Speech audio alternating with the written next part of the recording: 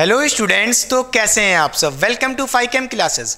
मैं सत्यम प्रशांत कौशल आ गया हूं क्लास 12 फिजिक्स का इलेक्ट्रिक चार्जेस एंड फील्ड का एक नया लेक्चर लेके, जिसमें मैं आपको पढ़ाऊंगा डाइपोल क्या होता है, डाइपोल मोमेंट क्या होता है और उस पर बेस्ड कुछ डेरिवेशन भी करवाए जाएंगे डाइपोल के ऊपर। जैसा कि आपने सुना होगा, बहुत ही फेमस डेरिवेशन होता है electric field intensity due to a dipole at axial position and equatorial position, और कुछ न्यूमेरिकल भी करवाए जाएंगे। तो चलिए बिना टाइम वेस्ट किए स्टार्ट करते हैं बेटा आज का lecture from the dipole. Dipole क्या होता है उसकी मैंने डेफिनेशन लिख दी है, तो ध्यान से देखिए बेटा क्या कह रही है। Two equal and opposite charge separated by a small distance. ठीक है, तो ध्यान से देखिए, जैसे मैं कहूँ यहाँ पे हमारे पास एक माइनस क्यू चार्ज है और उसी के कहीं जस्ट बगल में ही एक हमारे पास प्लस क्यू चार्ज है बेटा।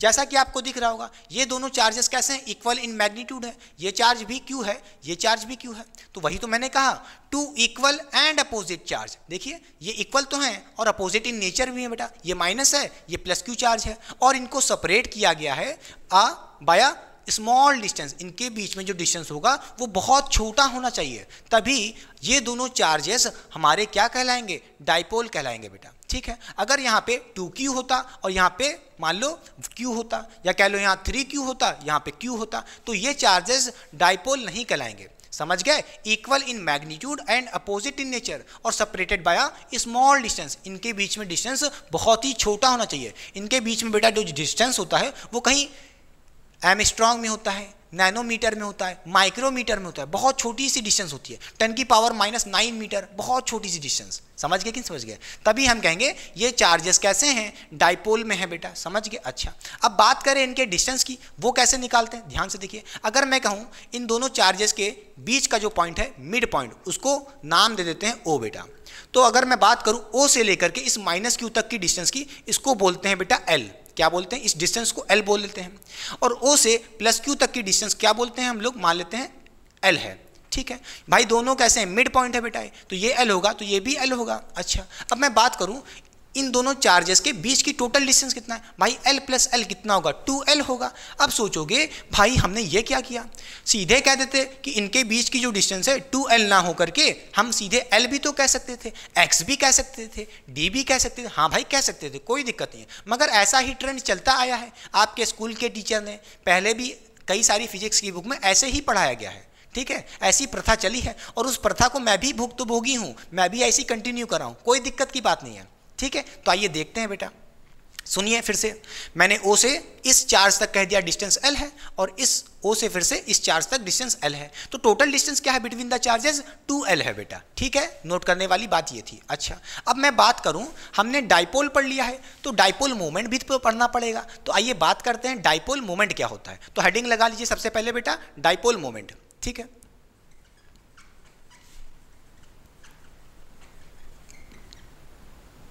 तो बेटा देखिए डाइपोल मोमेंट क्या होता है, आइए देखते हैं बेटा।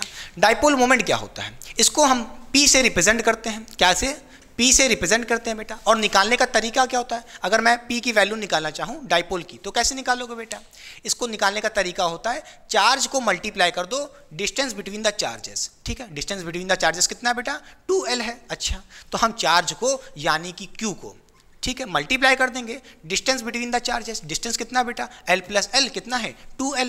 समझ गया, क्लियर कि नहीं क्लियर। अच्छा बेटा, अब सोच रहे होगे यहाँ पे तो Q लिखा है, यहाँ पे तो हमारे पास एक माइनस क्यू है, एक प्लस क्यू है, कौन सा रखें, माइनस वाला कि प्लस वाला। अरे भैया, सिर्फ हमको चार्ज की वैल्यू रखनी है, साइन के साथ नहीं रखना है, सिर्फ मैग्नीट्यूड रखना है। क्लियर कि नहीं क्लियर। अच्छा, समझ गए, तो यानी कि समझ गए डाइपोल मोमेंट कैसे निकालते हैं। दोनों चार्ज में से किसी का भी चार्ज रख दो और उसको मल्टीप्लाई कर दो दोनों चार्ज के डिस्टेंस से बेटा।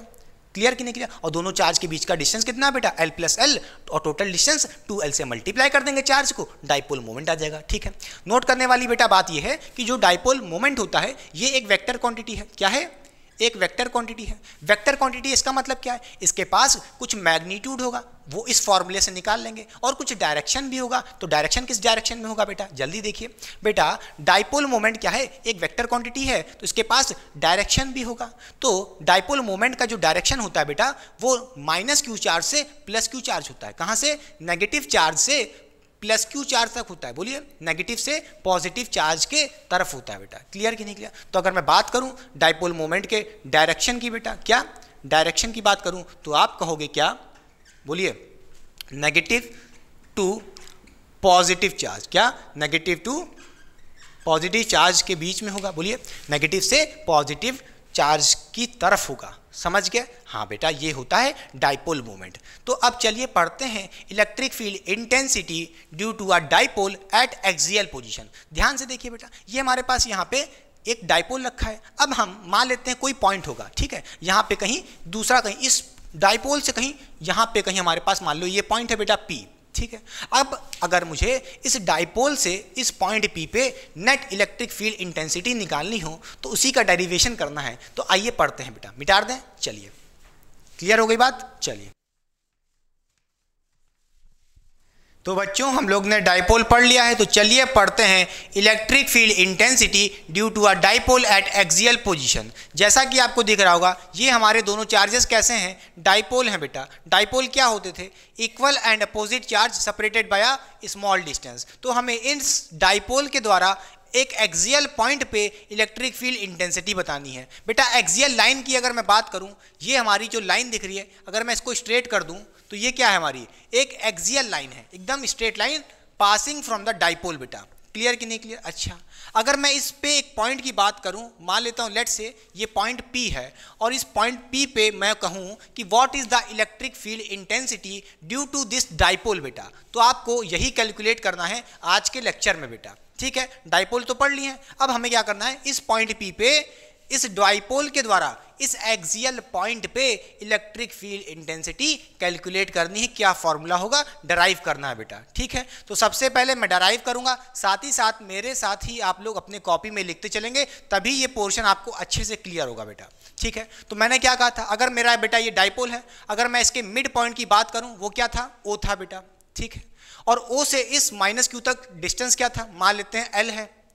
ठीक है, और ये डिस्टेंस भी L था, याद है कि नहीं याद है? ठीक है, क्लियर कि नहीं क्लियर? और टोटल डिस्टेंस कितना था, 2L था, मुझे पता है। अच्छा, और मैं बात करूं इस पॉइंट P पे अगर मुझे इलेक्ट्रिक फील्ड इंटेंसिटी निकालनी है तो कहां से निकालनी है, हमें electric field intensity due to a dipole के सेंटर से निकालनी है। इस पॉइंट P पे सबसे पहले नोट करने वाली बात यह है, कहां से निकालनी है, इस पॉइंट O से, जो कि एक मिड पॉइंट है डाइपोल का बेटा, वहां से निकालनी है इस पॉइंट P पे इलेक्ट्रिक फील्ड इंटेंसिटी। क्लियर कि नहीं क्लियर? अच्छा, मान लेते हैं इस O से लेके इस पॉइंट P तक हमारा जो डिस्टेंस है वो R है। क्या है, यहां से लेकर के जो डिस्टेंस है हमारा P तक बेटा, वो क्या है, डिस्टेंस R है, मान लिया हमने। ठीक है, अच्छा क्लियर?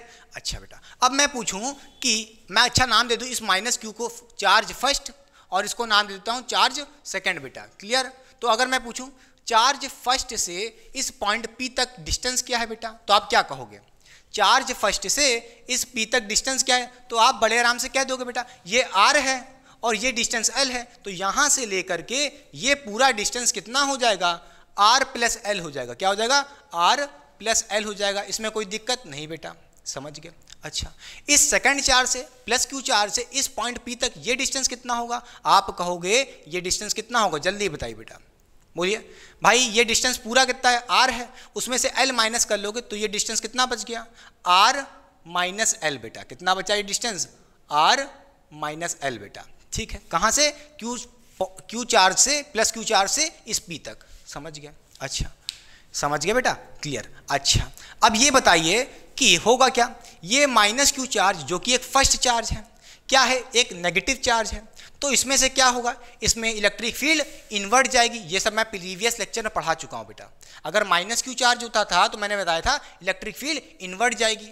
तो अगर मैं P पॉइंट से देखूंगा तो electric field due to first charge इस डायरेक्शन में बेटा, इन्वर्ट इसमें जा रही है। क्लियर कि नहीं क्लियर? तो आप कहोगे E1 इलेक्ट्रिक फील्ड E1 ये कौन दे रहा है, ये माइनस Q चार्ज दे रहा है, फर्स्ट चार्ज। ठीक है, E1 क्या, electric field intensity due to a first charge. इसी तरह ये प्लस Q चार्ज बेटा, ये भी अपनी electric field intensity point P पे देगा। कैसे, क्योंकि ये एक पॉजिटिव चार्ज है, पॉजिटिव चार्ज से इलेक्ट्रिक फील्ड इंटेंसिटी बाहर की तरफ होती थी, आउटवर्ड, बोलिए रेडियली आउटवर्ड। तो इस पॉइंट P पे किस तरफ मिलेगी, बोलिए इस तरफ मिलेगी बेटा। अच्छा, ये हो जाएगी हमारी E2 बेटा। अब आपको दिख रहा होगा जो मैंने वेक्टर E2 बनाया है E1 से बड़ा बनाया है, क्योंकि सीधी सी बात है E2 बड़ा होगा, E2 बड़ा होगा। क्लियर कि नहीं क्लियर? यहाँ पे E2 बड़ा होगा किससे, E1 से बेटा। क्यों ऐसा, क्योंकि याद करिए इलेक्ट्रिक फील्ड इंटेंसिटी का फॉर्मूला क्या था, वो था E = बोलिए E इज इक्वल टू के क्यू बाय आर स्क्वायर बेटा।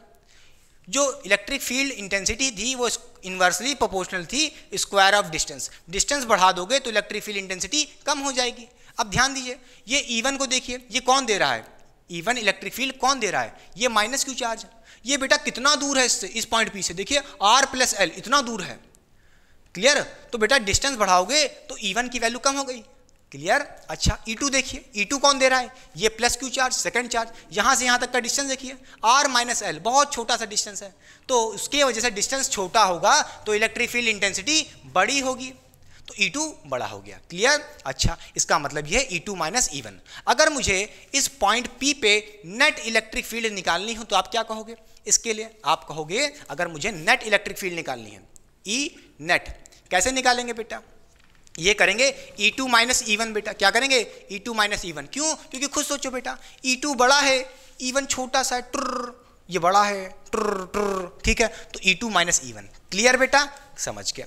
अच्छा, अब मुझे E2 माइनस E1 करना है, यानी कि E2 की वैल्यू निकालनी पड़ेगी। तो बेटा E2 क्या है? देखिए E2 निकालिए बेटा। सबसे पहले क्या लगाएंगे? फॉर्मूला के क्यू बाय आर स्क्वायर, ठीक है, तो के क्यू। बेटा E2 कौन लगा रहा है इस डायरेक्शन में? सेकंड चार्ज, ठीक है, सेकंड चार्ज लगा रहा है, तो सेकंड चार्ज की वैल्यू कितनी है? क्यू है, तो यहाँ पे क्यू लिख दिया, अपॉन डिस्टेंस का स्क्वायर बेटा। आर स्क्वायर मतलब कि डिस्टेंस का स्क्वायर। ये देखिए E2 कौन लगा रहा है? Second charge. यहाँ से P तक डिस्टेंस देखिए R माइनस एल है, R माइनस एल का स्क्वायर कर दो, ठीक है, तो डिस्टेंस का स्क्वायर कर दिए बड़े आराम से। ये हो गया हमारा E2 बेटा। अब E1 बताइए, E1 क्या हो जाएगा? E1 क्या हो जाएगा? ये हो जाएगा के क्यू बेटा, अपॉन डिस्टेंस का स्क्वायर। E1 कौन लगा रहा है इस डायरेक्शन में? कौन लगा रहा है? ये Q1 लगा रहा है बेटा। इलेक्ट्रिक फील्ड E1 क्या है? Electric field intensity due two of charge first बेटा, E1, ठीक है। तो यहाँ तक देखिए डिस्टेंस कितना है बेटा? ये डिस्टेंस कितना है? R plus L. कितना है? R plus L. तो यहाँ से कहोगे ये हो जाएगा R प्लस एल डिस्टेंस का स्क्वायर। क्लियर कि नहीं क्लियर? समझ के। अब ये वैल्यू E2 और E1 की यहाँ पे रख दीजिए बड़े आराम से। तो आप कहोगे क्या बेटा? आप कहोगे के Q upon R minus L पे होल स्क्वायर माइनस के क्यू, E1 की वैल्यू दी के क्यू, बोलिए R प्लस एल का होल स्क्वायर बेटा, ठीक। अच्छा, इसके बाद आप फर्दर कह सकते हो यहाँ से इसको, अगर आप यहाँ से इसको फर्दर करें सॉल्व, क्या कहेंगे? के क्यू बाहर निकाल लीजिए कॉमन, तो आप कहोगे के क्यू मैंने बेटा कॉमन निकाल लिया है, ठीक, और ब्रैकेट में क्या बचेगा? बोलिए के क्यू कॉमन निकाली तो क्या बचा? 1 बाय R माइनस एल पे होल स्क्वायर, ठीक है, फिर माइनस साइन लगा दीजिए, लगा दिया, ठीक है, फिर के क्यू तो बाहर निकाली तो बचा क्या? 1 बाय R प्लस एल पे होल स्क्वायर बेटा। क्लियर? समझ गए। कोई दिक्कत? ये अलग है बेटा, E2 और E1 मिटा देते हैं, इसकी वैल्यू मैंने रख दी है, कोई दिक्कत की बात नहीं है, ठीक है। अब देखिए E2 E1 की वैल्यू मैंने रख दी है, ये सब मिटा देते हैं, कोई काम की बात नहीं है, ठीक है। अब इसको हमें फर्दर सॉल्व करना पड़ेगा बेटा। कैसे? इसको एलसीएम ले लीजिए, इसका एलसीएम ले लीजिए बड़े आराम से। यहाँ से हम कह सकते हैं डायरेक्टली क्या के क्यू, नीचे एलसीएम ले लीजिए बड़े आराम से, R माइनस एल पे होल स्क्वायर, ठीक है, और ये R प्लस एल पे होल स्क्वायर बेटा। हमने इसका एलसीएम ले लिया है। अब देखिए एक बार इसको इससे डिवाइड करोगे, R माइनस एल पे होल स्क्वायर, तो बचेगा क्या? R प्लस एल स्क्वायर बचेगा, और उसको ऊपर मल्टीप्लाई कर दोगे 1 से तो क्या हो जाएगा? बोलिए R प्लस एल पे होल स्क्वायर, ठीक है, फिर माइनस का साइन लगा दिया। अब एक बार इसको डिवाइड कर दो इससे बेटा, एलसीएम से, R प्लस एल पे होल स्क्वायर, तो बचेगा क्या? R माइनस एल स्क्वायर, ठीक है, तो यहाँ पे कहोगे, और उसको मल्टीप्लाई कर दोगे इससे, R माइनस एल पे होल स्क्वायर को 1 से मल्टीप्लाई कर दोगे तो क्या हो जाएगा? R माइनस एल पे होल स्क्वायर। क्लियर बेटा? ठीक है। अब इसको फर्दर सॉल्व करना पड़ेगा हमें। कैसे? ध्यान से देखते जाइए बेटा, थोड़ा सा दिक्कत होगा, हौच पौच, ठीक है, छोटा सा बोर्ड है बेटा। अब देखिए कैसे सॉल्व करेंगे।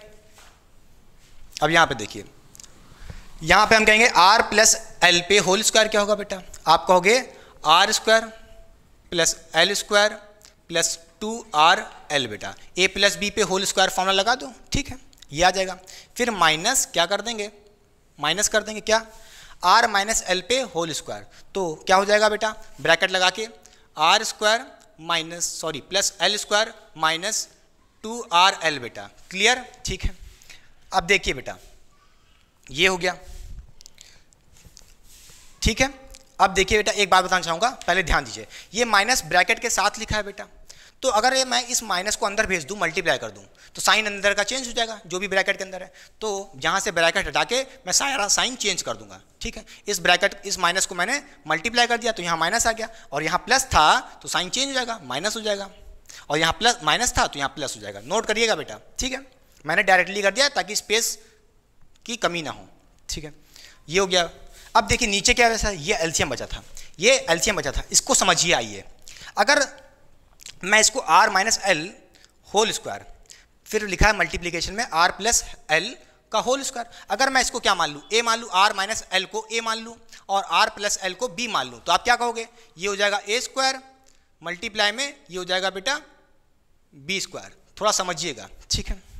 अच्छा, और इसको ऐसे लिखा a square into b square, तो आप इसको ऐसे भी तो लिख सकते हो, बेस सेम है, सॉरी बेस डिफरेंट है बट पावर तो सेम है, तो आप क्या कर सकते हो, बेस को मल्टीप्लाई कर दो, ए बी की पावर 2, ऐसे भी तो लिख सकते हो। इसी तरह आप क्या करो, इसको मल्टीप्लाई करके पावर टोटल लगा दो यहाँ से। इसी तरह आप ये भी तो कह सकते हो क्या, आर माइनस एल, ठीक है, मल्टीप्लाई आर प्लस एल बेटा, ठीक है, और टोटल पे पावर कितनी लगा दो, 2 लगा दो। जैसे हमने a इंटू बी किया, इसी तरह a इंटू बी ये कर दिया हमने, और टोटल पे पावर 2 लगा दी। समझिएगा बेटा, इसकी वैल्यू रखनी है हमें यहाँ पे, ठीक है। क्लियर हो रही बात? अच्छा, अब ये देखिए, ये क्या है बेटा, a प्लस बी और a माइनस बी, याद है, a square minus b square, याद होगा। तो यहाँ से आप इसकी वैल्यू क्या कह सकते हो, बोलिए क्या कह सकते हो, r square minus l square, और टोटल पे पावर कितनी लगी है, 2, ये मत भूलिएगा, ठीक है। क्लियर? तो समझ गए, इसकी वैल्यू जो एलसीएम था, इसकी वैल्यू हम यहाँ पे ये रख देंगे बेटा, ठीक है। क्या, आर स्क्वायर, क्या रख देंगे, r square minus l square, ठीक है, और टोटल पे पावर स्क्वायर है बेटा, ठीक है। अब ये मिटा देता हूँ, ये तो आपको समझाने के लिए था। कई सारे टीचर, गारंटी लीजिए, ये कोई समझाता ही नहीं कि ये वैल्यू ये कहाँ से आ गई, एकदम बेसिक से समझा रहे हैं, बस लिखते जाइए, ठीक है। ये मिटा दें, चलिए, ये तो समझने के लिए था। अब ये होने के बाद हम क्या कह सकते हैं बेटा, अब ध्यान दीजिए, आर स्क्वायर प्लस का है, इधर माइनस का है, ये बेटा ये कट जाएगा बड़े आराम से, ठीक है। इधर प्लस का एल स्क्वायर, इधर माइनस का एल स्क्वायर, ये दोनों कट जाएंगे बड़े आराम से, ठीक है। फिर आप फर्दर क्या कह सकते हो, यहाँ से क्या कह सकते हो, देखिए क्या कह सकते हो, यहाँ से आप कह सकते हो के क्यू बचा है हमारे पास, बोलिए के क्यू, और क्या बचा ब्रैकेट में 2RL प्लस 2RL, कितना हो जाएगा, 4RL हो जाएगा। क्या हो जाएगा, 4RL हो जाएगा, बड़े आराम से, इसमें कोई दिक्कत की बात नहीं है बेटा। इसको चाहे तो ब्रैकेट में लगा लीजिए, ठीक। फिर नीचे क्या बचा, नीचे बचा हमारे पास r square minus l square, और टोटल पे स्क्वायर है, कोई गलती मत करिएगा, ठीक। अब इसको हम फर्दर क्या कर सकते हैं, फर्दर क्या कर सकते हैं बेटा, क्या इसको हम क्या ऐसे लिख सकते हैं, क्या बोलिए जल्दी से, क्या हम 4 को ऐसे लिख सकते हैं 2 इंटू 2 करके, ऐसे लिख सकते हैं कि लिख सकते हैं, देखिए ध्यान से, यहाँ पे हम 2 बाहर लिख लें, के 2K, और फिर लिख दें Q 2L बेटा, ठीक है, और R को इधर लिख लेते हैं साइड में, ठीक है। इसको मल्टीप्लाई करेंगे, भाई बात तो वही है, ये कोई दिक्कत की बात नहीं है। और नीचे क्या है, नीचे क्या है, ध्यान से देखिए, r square minus l square पे होल स्क्वायर बेटा। अब हमने इसको तोड़ा क्यों है, हमने इस 4 को तोड़ के 2 इधर लिख दिया, 2 इधर लिख दिया, बात तो वही 2 इंटू 2 4 ही रहना है।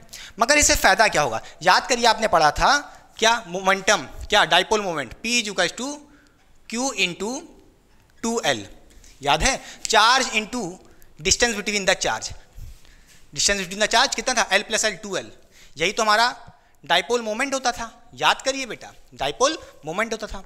तो Q इंटू 2L, इसकी जगह हम P लिख सकते हैं कि नहीं लिख सकते, लिख सकते हैं बेटा। तो यहाँ से कहोगे कितना हो जाएगा, 2K Q इंटू 2L, इसकी जगह P लिख लीजिए, इसकी जगह आप P लिख लीजिए, ठीक है, लिख दिया हमने। R भी है, भूलिएगा मत।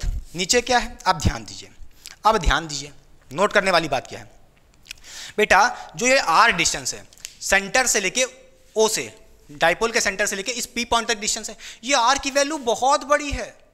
मैंने क्या कहा था, ये जो L होगा, अगर आप कंपेयर करो R की वैल्यू और L की वैल्यू, R स्क्वायर, क्या बेटा, R की जो वैल्यू होगी वो बहुत बड़ी होगी एज कंपेयर टू L, क्योंकि L क्या था, distance between the charges, 2L था, उसका भी आधा, अरे भाई डिस्टेंस बिटवीन द चार्जेस क्या है, 2L, उसका भी आधा L, पहली बात तो इनके बीच में सेपरेशन डिस्टेंस बहुत छोटा था, तभी तो मैंने कहा था डाइपोल बनेगा। और ये डिस्टेंस r बहुत दूर, कहीं एक्सियल पॉइंट किसी भी पॉइंट पे निकाल सकते हैं, ये r की वैल्यू बहुत बड़ी होगी एज कंपेयर टू l।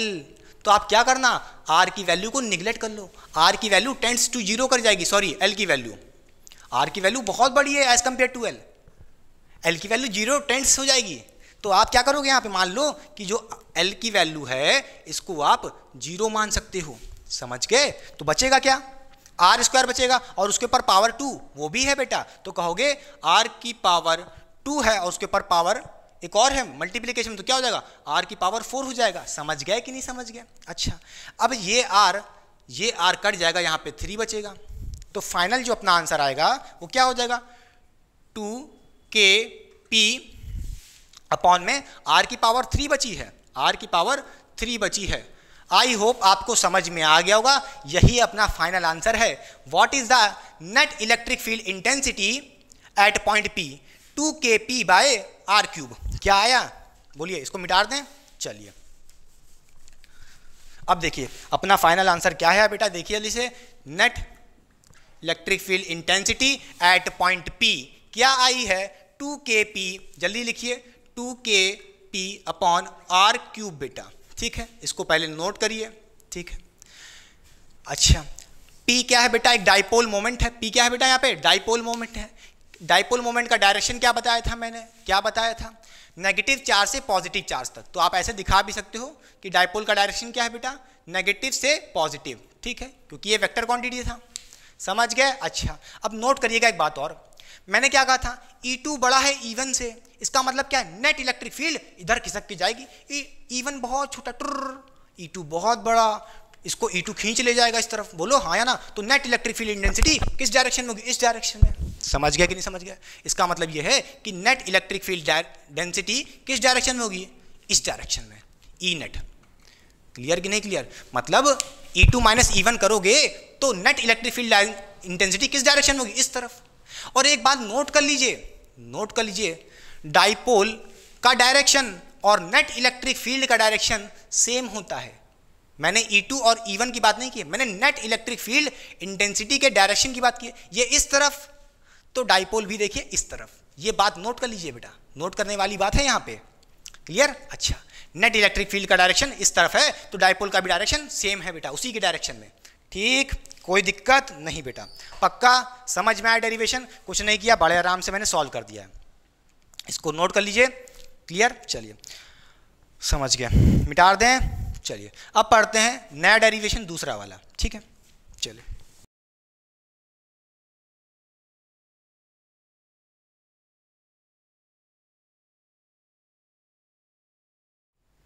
तो चलिए बच्चों डराइव करते हैं electric field intensity due to a dipole at equatorial point. तो सबसे पहले आइए समझते हैं कि इक्वेटोरियल पॉइंट क्या होता है। मैंने आपसे कहा था जो हमारा डाइपोल होता है, उन दोनों चार्जेस के बीच में जो हमारे पास एक मिड पॉइंट होता है, सेंटर पॉइंट होता है, उसको हम क्या बोलते थे, ओ बोलते थे। अगर मैं इस ओ पॉइंट से, सेंटर पॉइंट से एक परपेंडिकुलर लाइन बनाऊं, या कह लो एक परपेंडिकुलर बाइसेक्टर बनाऊं, और इस पॉइंट पे एक पी पॉइंट की बात करूं, जो ये पॉइंट P है, यही हमारा क्या है, इक्वेटोरियल पॉइंट है। तो नोट करिएगा, what is equatorial point, it is the perpendicular point from the centre of the dipole, O से बेटा। ठीक है, O से लेकर के P तक की डिस्टेंस को मैं नाम दे देता हूं R बेटा। क्या नाम दे देता हूं, R बेटा। ठीक है, होगा क्या, ये माइनस Q इस पॉइंट P पे क्या करेगा, इलेक्ट्रिक फील्ड देगा। इसी तरह प्लस Q भी इस पे इलेक्ट्रिक फील्ड देगा। तो हमें नेट इलेक्ट्रिक फील्ड चाहिए एट पॉइंट P, और यही हमारा इक्वेटोरियल पॉइंट है। तो हम क्या पढ़ रहे हैं बेटा, इलेक्ट्रिक फील्ड इंटेंसिटी, बोलिए, due to a dipole at equatorial point P बेटा। समझ गए, ठीक है। आइए अगर मैं बात करूं इस माइनस Q से लेकर के P तक की डिस्टेंस, तो बेटा ये क्या होगी, ये। अच्छा बेटा, इसी तरह मैं बात करूं अगर इस P से प्लस Q तक की डिस्टेंस की, तो वो क्या होगी, वो निकालना पड़ेगा। अगर मैं यहाँ पे कहूँ माइनस Q से लेकर के इस P तक की डिस्टेंस, ये क्या होगी बेटा, देखिए ये डिस्टेंस R है बेटा। O से लेकर के माइनस Q तक डिस्टेंस जो होता था डाइपोल में, क्या पढ़ा था आपने, L पढ़ा था। इसी तरह ये डिस्टेंस भी आपने L पढ़ा था, बोलिए। ठीक है। अच्छा, ये डिस्टेंस L है, ये डिस्टेंस R है, ये हाइपोटेन्यूज है बेटा। हाइपोटेन्यूज कैसे निकालते हैं बोलिए, बेस का स्क्वायर प्लस परपेंडिकुलर का स्क्वायर, ठीक है। तो यहाँ से कहोगे L square plus R square और अंडर रूट हाइपोटेन्यूज का इस पे लगा दोगे, तो यहाँ से आप कह दोगे ये जो वैल्यू आएगी बेटा क्या अंडर रूट में क्या आएगी, R square plus L square, ठीक है बेटा। क्या है, हौच पौच हो गया होगा, थोड़ा सा समझिएगा, क्लियर। अंडर रूट के अंदर क्या आया है, R square plus L square. इसी तरह ये डिस्टेंस भी सेम रहेगा बेटा जैसे ये है, क्योंकि ये पॉइंट कैसा है, परपेंडिकुलर बाइसेक्टर है, ठीक है। तो ये डिस्टेंस भी कितना रहेगा बेटा, आप कहोगे यहाँ से, बोलिए जल्दी से, R square plus L square under root में। समझ गया बेटा, क्लियर बेटा, ठीक है। अगर मैं कहूँ ये हमारा फर्स्ट चार्ज है, ठीक है, और ये हमारा सेकंड चार्ज है, तो होगा क्या, फर्स्ट चार्ज के वजह से इस पॉइंट P पे क्या इलेक्ट्रिक फील्ड होगी, डायरेक्शन क्या होगा बेटा, ये माइनस क्यू चार्ज है। माइनस क्यू चार्ज में क्या कहा था, बोलिए इलेक्ट्रिक फील्ड इनवर्ट होगी इस डायरेक्शन में, बोलिए हाँ या ना। तो एक इलेक्ट्रिक फील्ड E1 जो क्या है, electric field intensity due to first charge, ठीक है। इसी तरह सेकंड चार्ज बोलिए जो कि एक क्या है, प्लस क्यू चार्ज है, क्या करेगा, अपनी इलेक्ट्रिक फील्ड को रेडियली आउटवर्ड निकालेगा इस डायरेक्शन में, ठीक है। तो एक इलेक्ट्रिक फील्ड का डायरेक्शन इस तरफ होगा बेटा, अच्छा, जैसा कि आप देख पा रहे होगे। ये होगा बेटा क्या, E2, क्या होगा ये, E2 होगा। अच्छा, नोट करिएगा ये डिस्टेंस अंडर रूट में R square plus L square, इधर भी कितना है, सेम है डिस्टेंस बेटा, ये डिस्टेंस O से लेकर प्लस Q तक, ठीक, सेम है। तो ये क्या है, आइसोसेलेस ट्रायंगल जैसा बन रहा है। तो बेटा क्या कहोगे, ये एंगल थीटा होगा, तो ये एंगल भी कितना होगा, थीटा होगा, सीधी सी बात है। अगर मैं यहाँ से एक लाइन ड्रॉ कर दूँ ऐसे, तो आप क्या कहोगे, देखिए बेटा ये एंगल थीटा है, ये एंगल थीटा है, तो ये एंगल कितना होगा, थीटा होगा बेटा। ऑल्टरनेट, ध्यान से देखिए, जेड बन रहा है, ऑल्टरनेट में जेड बनता है, ठीक है। अच्छा, ये एंगल थीटा है, ये एंगल थीटा है बेटा, तो ये एंगल थीटा होगा, बोलिए कैसे, बोलिए कैसे, कॉरस्पॉन्डिंग एंगल, बोलिए कॉरस्पॉन्डिंग एंगल, समझ गए। अच्छा बेटा, मुझे क्या करना है, इस E2 और E1 का नेट इलेक्ट्रिक फील्ड इंटेंसिटी निकालना है। क्या होगा, एक वेक्टर इस तरफ होगा बेटा, इनका नेट इलेक्ट्रिक फील्ड। अच्छा बेटा, अगर मैं बात करूं E1 और E2 की वैल्यू क्या होगी, तो आप कहोगे हमने फॉर्मूला पढ़ा था इलेक्ट्रिक फील्ड इंटेंसिटी का, वो था KQ/R स्क्वायर, ठीक है। तो यहाँ से अगर मैं बात करूँ E1 क्या होगा, KQ, E1 कौन है बेटा, E1 बताइए कौन है, ये है, इस तरफ वाली कौन दे रहा है, माइनस Q, तो आप कहोगे KQ, ठीक है, साइन नहीं रख सकते हैं, ठीक है, चार्ज का साइन नहीं रखते हैं, KQ लिख दिया अपॉन डिस्टेंस का स्क्वायर। डिस्टेंस का स्क्वायर बेटा, डिस्टेंस ये है बेटा, देखिए माइनस Q से देखिए P तक, अंडर रूट में R square plus L square, ठीक है। तो यहाँ से कहोगे कितना हो जाएगा, R square plus L square, under root में था बेटा, अंडर रूट में था, उसका स्क्वायर करोगे, डिस्टेंस का स्क्वायर करते हैं तो अंडर रूट गायब हो जाएगा, क्लियर। अच्छा, इसी तरह अगर मैं बात करूँ E2 की, अगर मैं बात करूँ E2 की, तो वो क्या होगा, KQ अपॉन डिस्टेंस का स्क्वायर। देखिए कौन है E2 इस तरफ बेटा, ये कौन दे रहा है, प्लस Q दे रहा है, तो KQ लिख दिया हमने, फिर अपॉन डिस्टेंस का स्क्वायर बेटा, डिस्टेंस क्या है, अंडर रूट में R square plus L square, ये डिस्टेंस भी सेम है बेटा, तो आप कहोगे डिस्टेंस का स्क्वायर, तो R square plus L square बेटा अंडर रूट लगा था, डिस्टेंस का स्क्वायर किए तो अंडर रूट गायब हो गया, ठीक है। अब जैसा कि आप देख पा रहे E1 और E2 की वैल्यू सेम है बेटा, क्या देखिए यहाँ पे भी KQ/R square plus L square है, यहाँ पे भी वही सेम चीज़ है। तो इसका मतलब क्या है, इसका मतलब ये है कि E1 और E2 की वैल्यू इक्वल है, क्या है, इक्वल है। और आप कहने को क्या कह सकते हो, दोनों E के बराबर हैं, दोनों E के बराबर हैं, मान लेते हैं, ठीक। अच्छा, अब चलिए इस पॉइंट P को विथ इलेक्ट्रिक फील्ड जो भी बन रही है E1 और E2 अलग से बनाते हैं। मैं कहूँ अगर मेरे पास ये पॉइंट P है बेटा, ठीक है, इस पर एक इलेक्ट्रिक फील्ड इस तरफ मिल रही है, क्या, E2, क्या मिल रही है, E2 बेटा। इसी तरह एक इलेक्ट्रिक फील्ड इस पर इस तरफ मिल रही है E1, क्या मिल रही है, E1 बेटा। अच्छा, और ये एंगल कितना है, देखिए ध्यान से, ये एंगल थीटा है और ये एंगल भी थीटा है, ठीक है। और मैंने आपसे कहा है कि दोनों की वैल्यू सेम है, E2 और E1 की, भले ही डायरेक्शन अलग है, E1 और E2 की वैल्यू सेम है और E के बराबर है। तो मैं कहूँ ये भी E के बराबर है, ये भी भैया E के बराबर है, कोई दिक्कत की बात नहीं है। अब मैं इस E2 और E1 को रिजॉल्व कर सकता हूँ बेटा, तो आप क्या कहोगे, आप कहोगे इस E2 को इस डायरेक्शन में तोड़ लूँ तो क्या हो जाएगा, एक वेक्टर इस तरह टूटेगा, वो हो जाएगा E cos थीटा, क्या हो जाएगा, E cos थीटा। अब कहोगे E कहाँ से हो गया, E2 cos थीटा होना चाहिए था, अरे E2 की जगह भैया E रखे हैं, तो क्या हो गया, E cos थीटा, ठीक है। इसी तरह इस E1 को इस तरफ तोड़ देंगे तो हो जाएगा E1 cos थीटा, मगर E1 नहीं लिखेंगे, क्या लिखेंगे? E लिखेंगे। क्या लिखेंगे? एक वेक्टर और हो जाएगा, वो होगा E cos थीटा। समझ गए कि समझ गए? ध्यान दो बेटा, ऊपर वाला वेक्टर क्या E है, E cos थीटा ये हो गया, इसी तरह ये E cos थीटा इधर तोड़ दिए। समझ गए कि नहीं समझ गए? अच्छा, मगर ध्यान दीजिएगा, इस E वाले से इसको ऐसे भी तो तोड़ोगे, एक वेक्टर बोलिए वर्टिकल वाला E वाले से ऐसे वर्टिकल, तो हो जाएगा E sin थीटा।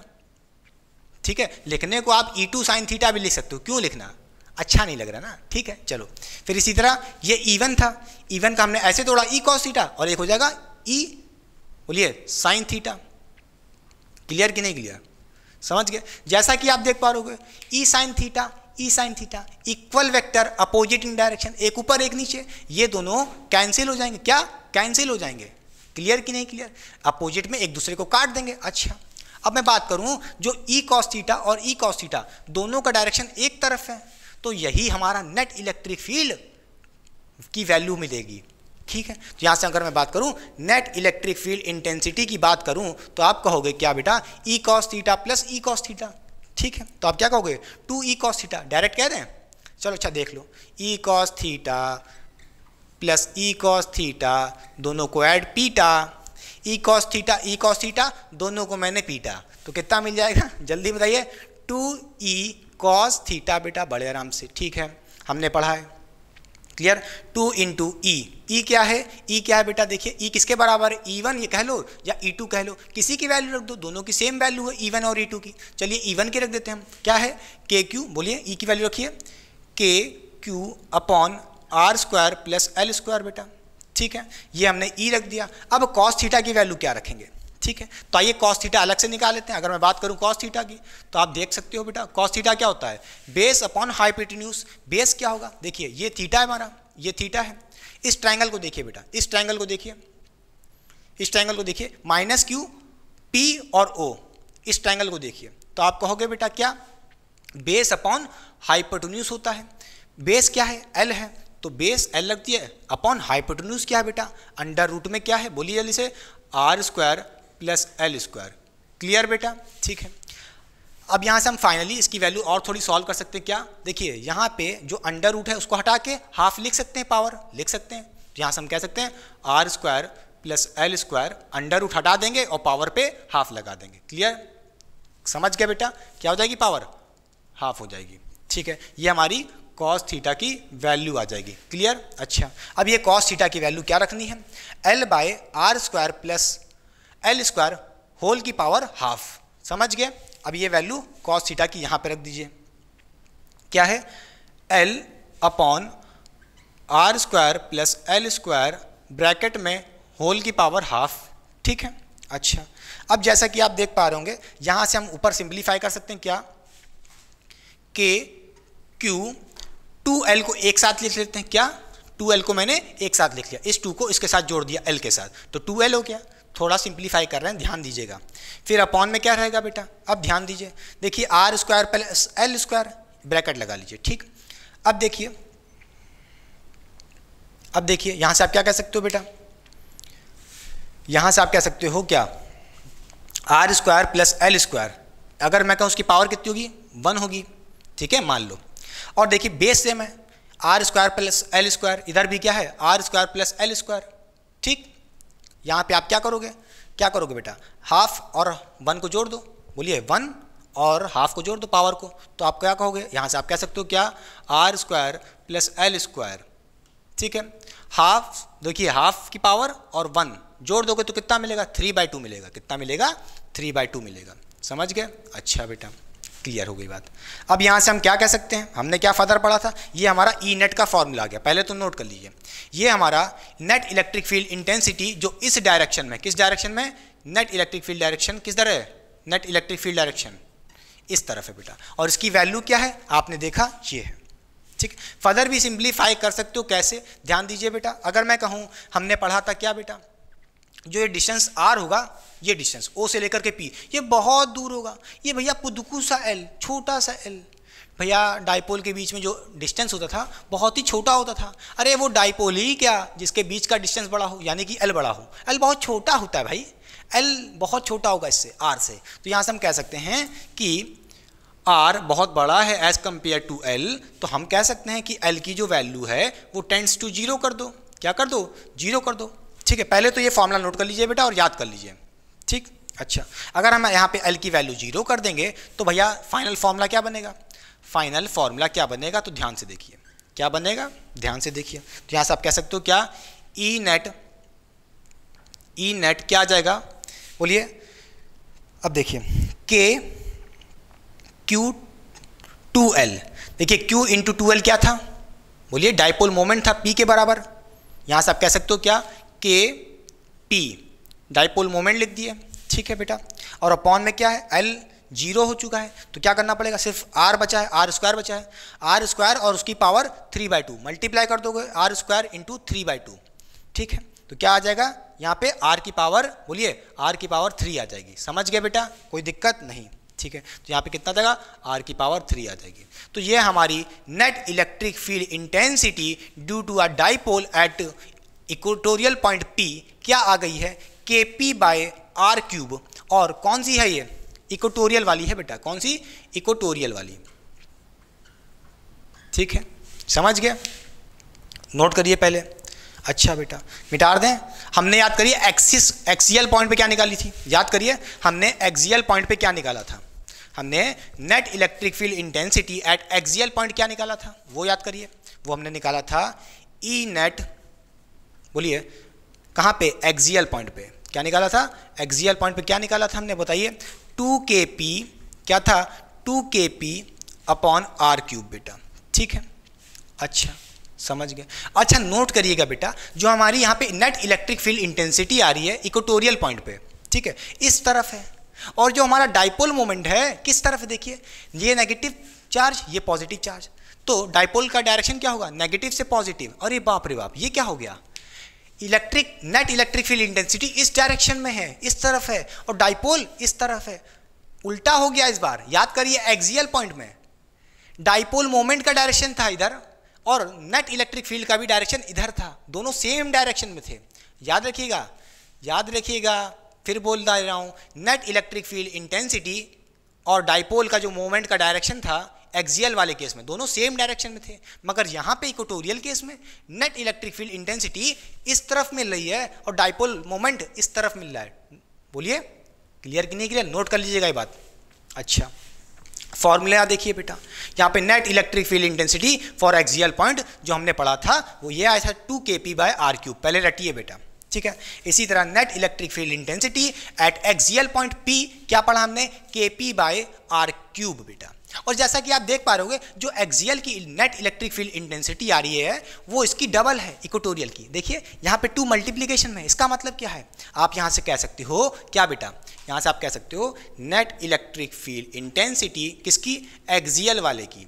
एक्सियल वाले की क्या होगी बेटा? क्या होगी जल्दी बताइए? वो होगी 2 times net electric field intensity. Net electric field intensity किसकी? इक्वेटोरियल वाले की। क्या? इक्वेटोरियल वाले की। ठीक है, समझ गया? ये भी नोट करने वाला है। ठीक है, जैसा कि आपने देखा एक्सियल के केस में net electric field intensity double आ रही है इक्वेटोरियल के केस से। समझ गए? देखो यहाँ पे kp/R³ है, यहाँ पे 2kp/R³, तो इसका मतलब क्या? एक्सियल इसका डबल है। समझ गए? ठीक है, ये बात भी नोट करिएगा। फिर से बोलता हूँ, एक्सियल के केस में हमने देखा था नेट इलेक्ट्रिक फील्ड इंटेंसिटी और डाइपोल मोमेंट का डायरेक्शन सेम था, मगर इक्वेटोरियल वाले पॉइंट पे नेट इलेक्ट्रिक फील्ड इंटेंसिटी इस तरफ है और डाइपोल इधर है। क्लियर कि नहीं क्लियर? समझ गए? समझ गए बेटा। ठीक है, मिटा दें, बहुत अच्छे से हो गया। चलिए,